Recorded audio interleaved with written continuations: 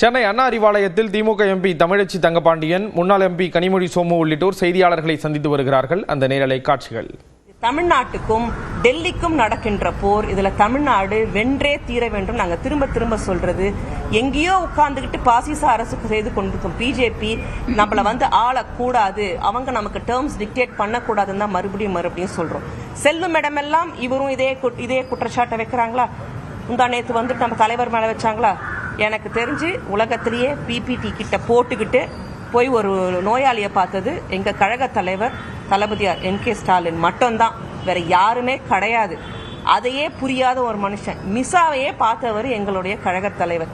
அந்த கொடுஞ்சிரஞ்சாலைக்கே அவர் போயிட்டு வந்தார்னா இதெல்லாம் அவருக்கு கால் தூசுக்கு சமானம். அதனாலதான் நாங்க சொல்றோம், அவரோட மனநிலையை முதல்ல போய் செக் பண்ணிக்க சொல்லுங்க எடப்பாடி பழனிசாமியை. ஏன்னா அவர் டென்ஷனின் உச்சத்துல, ஸ்ட்ரெஸ்ஸின் உச்சத்துல இருக்கிறாரு.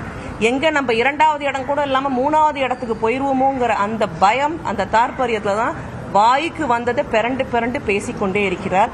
இப்ப இந்த இன்டர்வியூக்கும் இதுக்கு வேற எதையாவது கொண்டு சேற்றவாரி இறைப்பாருன்னு தெரியும். ஏற்கனவே நம்ம MR விஜயபாஸ்கர், நம்மளுடைய CV சண்முகமும், நம்மளுடைய திண்டுக்கல் சீனிவாசன் பேசுறதுக்கு எல்லாருக்குமே நம்ம தமிழ்நாட்டு பெண்கள் செருப்பு மாலை போட்டது நம்ம எல்லா மீடியா மூலமா பார்த்துக்கிட்டே இருப்பாங்க. இதுக்கும் தமிழ்நாட்டு பெண்கள் தேர்தல் மூலமா நிச்சயமாக பதில் அளிப்பாங்க நாங்க நம்புறோம். ஒட்டுமொத்த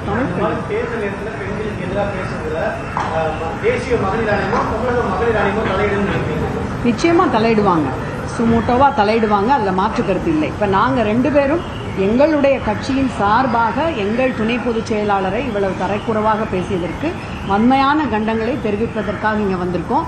நாங்க கட்சியினுடைய சார்பாக மட்டும் கிடையாது, அவங்க ஒரு மெம்பர் ஆஃப் த பார்லிமெண்ட் இப்போ வரைக்குமே இருந்தாங்க.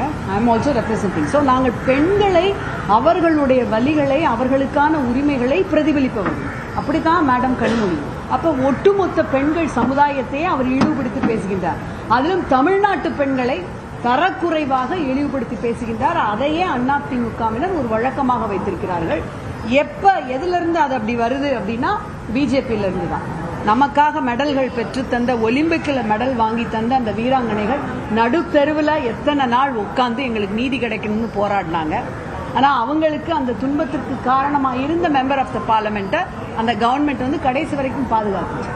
உன்னாவில் என்ன நடந்தது, இதில் என்ன நடந்தது, பீகாரில் நம்ம பில்கிஸ் பானுடைய அந்த குற்றவாளிகளை விடுவித்த பொழுது சனாதன தர்மத்தை காப்பாற்றியவர்கள் மாலை போட்டு அவங்கள வரவேற்கிறாங்க. எல்லா இடங்களிலும் பெண்களை இழிவுபடுத்துவதை, பெண்களை அவர்களுடைய ஒரு 20 வருஷம் 30 வருஷம் பின்னால எடுத்துட்டு போறத வழக்கமா வச்சிருக்கிற பாஜகவோட இன்னைக்கு கை கோர்த்திருக்கிறாங்க.